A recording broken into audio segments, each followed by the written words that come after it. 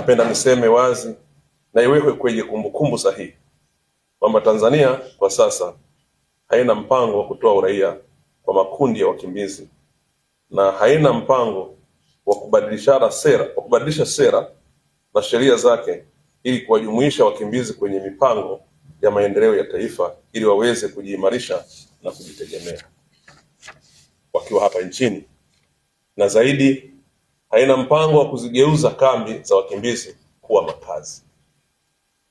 Hii ndiyo sababu na sisi kuendelea kuwashawishi wenzetu, hebu tuamue kwa pamoja kumaliza jambo hili, kwa kuwa mosi, nchi ya Burundi ni salama; pili, sababu zilizowafanya wakimbizi hazipo tena, sababu zilizowafanya kukimbia hazipo tena. Kwa mantiki hiyo, wajibu wao ni kurejea nyumbani.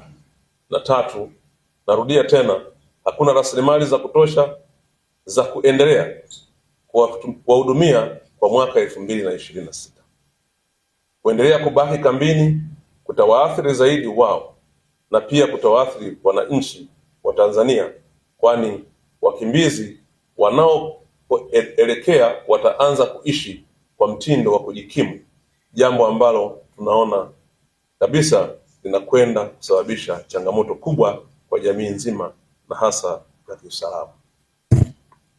Ndugu washiriki, kwa kweli sisi kwa upande wetu tunaona tumefikia mwisho wa safari ndefu ya majadiliano kuhusu jambo hili.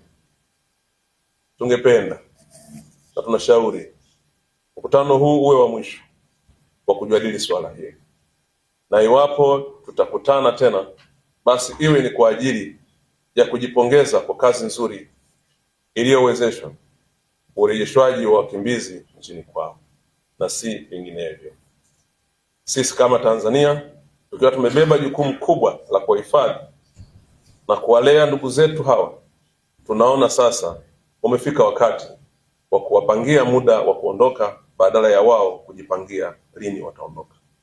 Matarajio yetu katika mkutano huu ni kuona kuwa, moja, kwa kuzingatia kuwa Burundi ni salama na ikizingatiwa kuwa sababu zilizowalazimisha wakimbizi kuikimbia nchi yao hazipo tena na hakuna anayepinga ukweli huo, pamoja na matokeo ya kuwahoji ambayo yameonyesha kutokuwa na dhamira ya kurejea na sababu za kutorejea walizotoa hazikidhi vigezo vya kuendelea kupewa hifadhi ya ukimbizi.